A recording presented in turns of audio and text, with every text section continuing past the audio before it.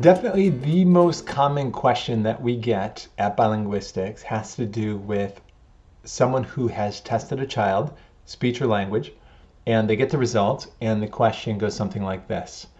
I tested a child and I did the Goldman Fristo, I did whatever speech tests, I did an informal test, and the child was having difficulty with these sounds, and I don't know if I should be focusing on them or if it's because they're bilingual. Well, we've come up with a new way to deal with these sounds and built a world language library to support speech pathologists throughout the world. I am going to correctly identify the sounds we should focus on in 4 different languages in under 3 minutes. Okay, so first let's start with Spanish because most people are most familiar with that.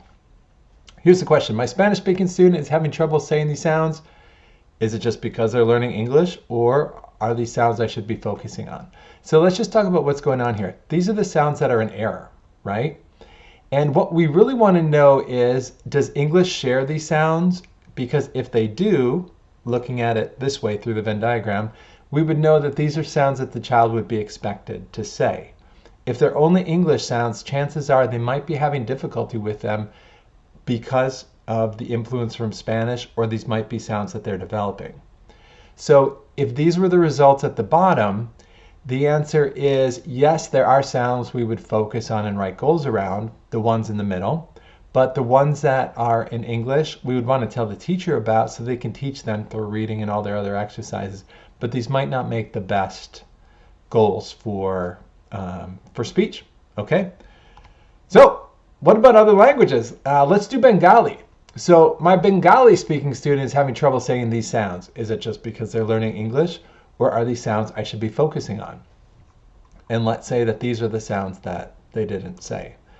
So what we're going to do here is come to bilinguistics.com/language, and we're going to come here and click on Bengali, and we see information about Bengali, and if you come down here, you see the speech sounds. So here are the sounds that are that are unique to Bengali. Here are the sounds that are shared with English. And here are the sounds that are unique to English. So going back to our results, we have M and ang PT. Come here, we've got M and ang PT, which are shared by English. So these are the sounds that the child should probably say. We've got K, T, F, V. Come back here. Okay, Ta, Ka, the child should be able to say. Well, Bengali doesn't have an F or a V sound. So those are ones we are less concerned about. So what we should do is write goals or focus on the sounds that you would expect the child to say. Be less concerned about the F and the V. Okay? Portuguese. My Portuguese student is having trouble saying these sounds. We can do this all day long very fast. So let's say these are the sounds. We've got F and V in Portuguese. Is that an issue? And we have these other fricatives, the S, the Z, the J, the Ch. Well, let's look at Portuguese. Come down here. So we see that here's the shared sounds that the child should be able to say. Okay? And we do have an F, a V, an S, a Z, a Sh. English has the J and the Cha, but Portuguese does not. So looking at these sounds, which ones do we focus on? Well, we do not care as much about the ones that are only in English. So F, V, S, and Z. Come back here. F, V, S, and Z are in English and are in Portuguese. So the idea is that the child should be able to say that, taking into consideration age of the child, of course. Okay, let's do one more. How about Thai? My Thai speaking student is having trouble saying these sounds. The G, V, Z, Sh, J, some fricatives here.